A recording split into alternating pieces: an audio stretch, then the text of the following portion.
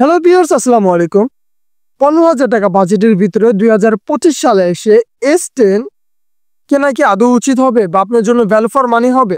তো আমি এই ফোনটা প্রায় 1.5 বছর ধরে ডেইলি লাইফে ইউজ করতেছি। আমার ইউটিউবের ভিডিও যাই বলে সব এই ফোন দিয়েই করা। সো এটা কি আদৌ কেনা হবে? তো এই ভিডিওর মাধ্যমে আপনি একদম ক্লিয়ার হয়ে যাবেন যে এই ফোনটা কাদের জন্য আর কাদের জন্য না, একদম ক্লিয়ার হয়ে যাবেন ইন ডিটেইলসে। So let's start our today. তাহলে এই ফোনের যদি আমরা ডিসপ্লে দিয়ে শুরু করি, 6.1 ইঞ্চির একটা ডাইনামিক অ্যামোলেড ডিসপ্লে ইউজ করছে, যেটা HDR10 সাপোর্ট করে। আর প্রোটেকশন হিসাবে দেওয়া আছে কর্নিং গরিলা গ্লাস 6।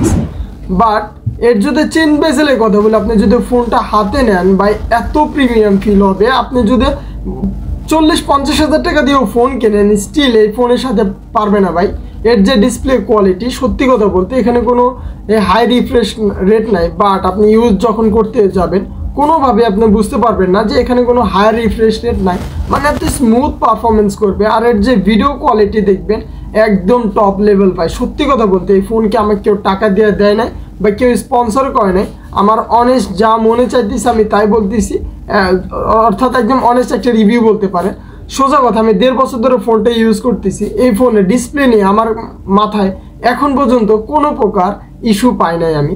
এর চিন বেজেল তো নাই। সোজা কথা, ফোনটা কিন্তু একটু স্লিপ করে, কারণ এটা একটা গর্জিয়াস স্লিম ফোন। 157 গ্রামের ফোন হওয়া সত্ত্বেও 3.5 mm জ্যাক দেওয়া আছে। দেন যদি এই ফোনে আমরা ক্যামেরার কথা বলি, এই ফোনটা নেওয়ার পিছনে যদি সবচেয়ে বেশি মেজর কারণ থাকে এই ফোনটার ক্যামেরা। মানে এই যে আমার যে বর্তমান ভিডিওটা দেখতেছেন আপনারা, এই ফোনের ক্যামেরা দিয়েই করা। বুঝতেই পারতেছেন ক্যামেরার কোয়ালিটি কেমন। যদি ভিডিও যদি এরকম হয়, তাহলে পিকচার কোয়ালিটি কেমন হবে বুঝতেই পারতেছেন।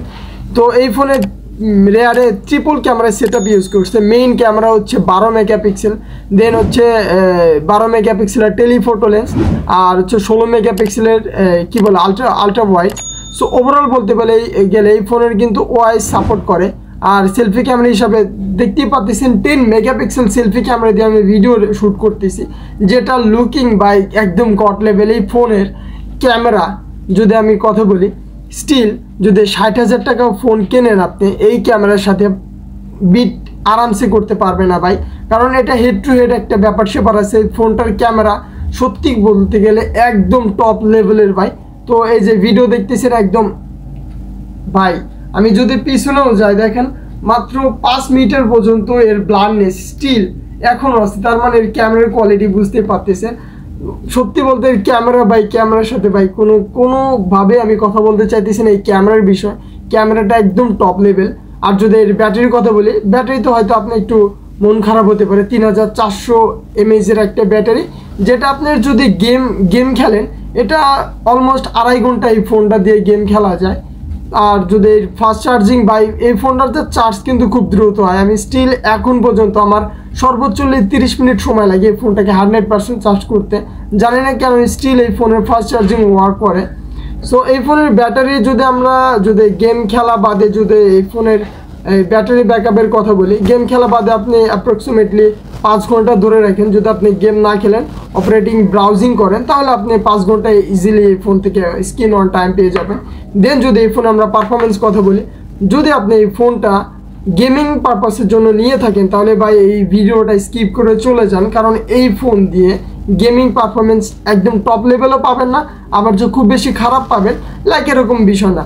আপনি এই ফোন দিয়ে ফ্রি ফায়ার স্মুথে ভাই, ফ্রি ফায়ার গেমটা আমি 1.5 বছর ধরে এই ফোন দিয়ে খেলতেছি, স্মুথে এখন এই স্মুথে খেলা যায়। রেকমেন্ডেশন করে যে এই ফোনটা আপনি স্মুথে খেলেন, কারণ এখানে ইউজ করে স্ন্যাপড্রাগন 855। 2019 সালে হওয়া সত্ত্বেও এই ফোনটার পারফরমেন্স যদি কথা বলি, এখন আর আগের মতো নাই ভাই। সো গেমাররা আপনারা একদম নিশ্চিত হয়ে থাকেন, এই ফোনটা দিয়ে আপনি একদম টপ লেভেলের যে মানে আলট্রা দিয়ে যে খেলবেন এরকম সুযোগ নেই। আলট্রা দিয়ে গেম খেললে অনেক ল্যাগ করে, আর ভিডিও রেকর্ড করা যায় না ভাই।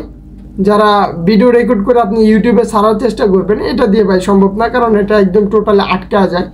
তো ভাই আমি 1.5 বছর ফোনটা ইউজ করছি, যা মনে ছিল আর আমি যা এক্সপিরিয়েন্স করতে পারছি সেটাই বললাম।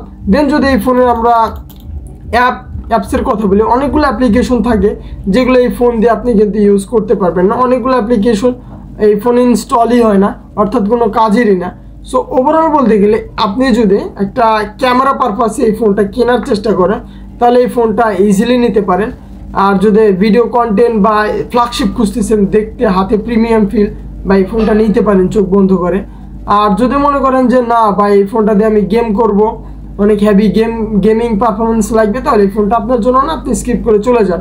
বা আপনি এর চেয়ে বড় আপডেটগুলো আছে S22 S23 যেগুলো আছে একটু ক্র্যাশ ম্যাশ, ওগুলা ভাই নিতে পারেন, কারণ ওখানে পারফরমেন্সের দিক থেকে কোনো হ্যাজেল হবে না, আপনি স্মুথলি চালাতে পারবেন উইথাউট ল্যাকিং আর হ্যাকিং। সোজা সাপটা কথায় বলতে গেলে আপনার যদি ভালো ডিসপ্লে দরকার আর যদি ভালো ক্যামেরা দরকার, যেটা আপনার এই ফোন ভাই ইজিলি দিতে পারবে আমার পার্সোনালি মনে হয়। আর ফোনটা কিন্তু আসলে স্লিপ করে, ফ্ল্যাগশিপ হওয়া সত্ত্বেও ফোনটা বারবার হাত থেকে পিছলা যায়। এটা হচ্ছে স্কোয়ার শিপের, বক্সি টাইপের না, কিন্তু এটা স্কোয়ার শিপের, হাত থেকে বারবার পিছলা চলে যায়, যেটা কিন্তু একটা ইস্যু। তো আপনাকে ব্যাক কভার ইউজ করতেই হবে। ওভারঅল বলতে গেলে 2024-25 সালে এসেও আমার মনে হয় এই ফোনটার পারফরমেন্স স্টিল আগের মতো আর নাই। আর গেমিং এটা দিয়ে ভাই করতে পারবেন না, গেমিং করতে পারলেও হয়তো বা মজা পাবেন না ভাই। সো ওভারঅল এই ছিলই।